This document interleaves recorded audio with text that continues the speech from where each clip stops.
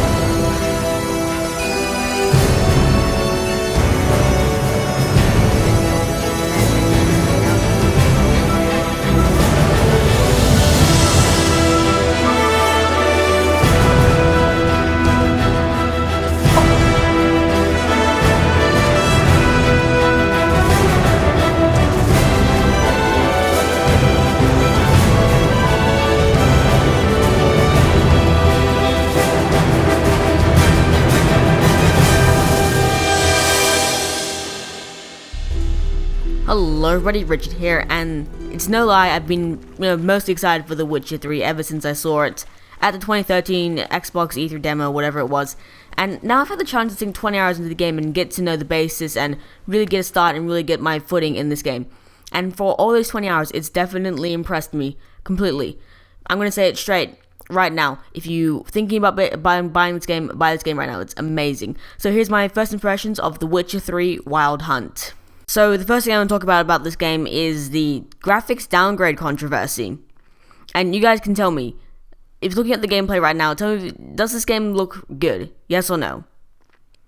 Okay, if you said yes, then you know this game looks absolutely phenomenal. Honestly, the graphics downgrade, it doesn't matter to me. The game looks really freaking good. Meh. That's my idea of the graphics downgrade, just meh. But while we're on the topic of graphics, this is the PC version of the game. I just have an Xbox controller plugged in. We'll talk about the PC settings and a lot of those things right now. So there's no need to disappoint about The Witcher 3's PC settings. There are a lot of them, and half of them I don't even know what they do. This is ultra textures I'm running right now, a few things on high, and some things on medium. No Hairworks, because Hairworks tanks the frame rate by at least 10 to 20 FPS, and it's not worth it, unless you have a really weird hair fetish.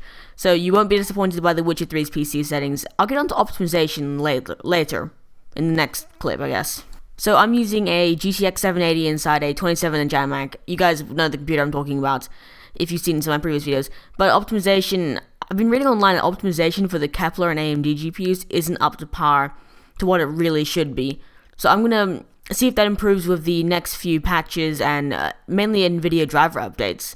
So I'll probably make a separate video about that. But if you do happen to have an NVIDIA Maxwell, GTX 960, 970, 980, 980 Ti, or a Titan, then it probably will run fine. So let's skip all that boring PC stuff, because I think most of you are playing on console anyway. Gameplay. So gameplay is good.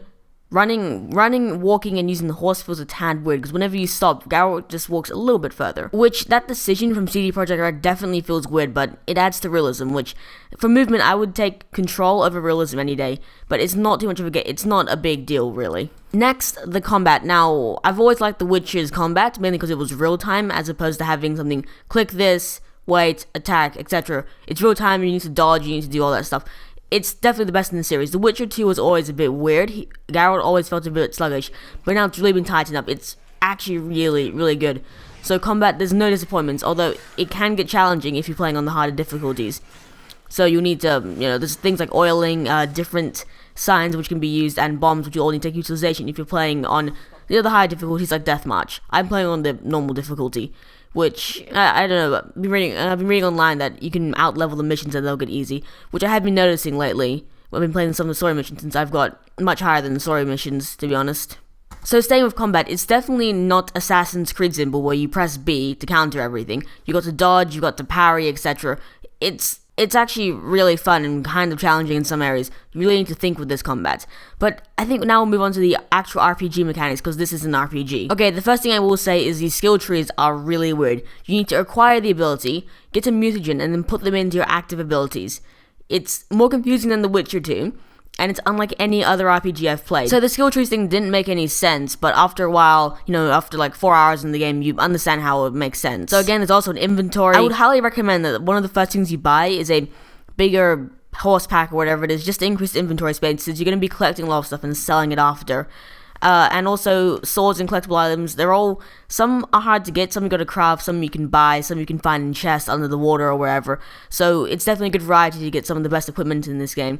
And it's highly recommended because some bosses can get tough, and this game doesn't make it easy to get good equipment, but it isn't the hardest thing in the world either. So next we move on to the story. Now the story has been playing out quite well, but something that actually truly surprised me are the side quests. The side quests feel like little stories in themselves. So it actually surprises me. And the decision making, I swear with the decisions I make, I'm probably going to get one of the really bad endings. And there are 36 endings. So what you decide to do in The Witcher will end up giving you one of those 36, but I'm sure I'm going to get one of the bad ones. And decisions that you make in the story can affect the side missions because they're all intertwined with each other. And again, side missions can affect the main story as well. So it's a lot of variety as well, because if you get bored of a main quest, you can go to a side quest, but sometimes the side quests feel like main quests as well. It's a lot of detail and a lot of variety, and it really fills out the world with a lot of stuff. I'm going to move on to the world next. Yes, the world of The Witcher 3. It's brimming with detail, between little kids playing around and his dad telling him off for singing rhymes about the Emperor or whatever, to the decisions that you make in clearing areas out so people can move back in. And everyone in the world seems to react to you with some form of a negative point to all the regular civilians. And also, the decisions that you make will actually affect the world quite properly. And the world is brimming with detail no matter who you talk to. If you look in their faces, there's so much emotion that can be brought through in their faces. And all the faces are detailed, they have scars, they have beards, they have, etc, etc. It's just, a world is just full of so much detail. And you can walk into everywhere, you can go to where I can see. It's absolutely amazing. Probably one of the best open worlds I've played in. Likely the last topic I'm going to talk about, since I really want to get back to playing this game. The characters. The characters are incredibly well voice acted. You see a lot of emotion through their face. And you can tell. And also they have Charles Dance voice acting the Emperor, which is just perfect, might I add. So the characters are really good. And they have their own side quests which you can do, which in turn feel like main quests, because it can actually affect them with the decisions that you make from the main story quest into the side quests. So in a nutshell, the characters are amazing. Some of them are very interesting. There's a lot of detail. There's a lot of character behind them. So yeah, they're really good. I almost forgot to mention about the second playable character. And that second playable character in The Witcher 3 is...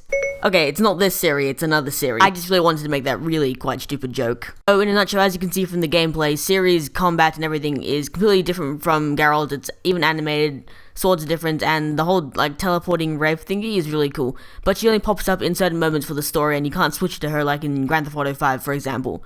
So this is very much like a story. Yeah, you basically just use her in the story as like a story feature. A reminder for Richard. You forgot to mention how Ciri is the driving force of the story in The Witcher 3. Shut up, Ciri. Sorry, I'm just trying to help. So that's about all I have to say for my Witcher 3 initial impressions. So if you guys feel like being awesome, drop the video a like, subscribe if you're not, and I hope to see you in the next video, guys. Goodbye.